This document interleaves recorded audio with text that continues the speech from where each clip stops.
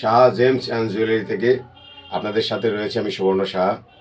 আজকে কিছু ডায়মন্ডের কালেকশন আপনাদের দেখাচ্ছি, যা আমাদের এখান থেকে শুরু স্টার্টিং 150 টাকার থেকে স্টার্টিং। Natural diamond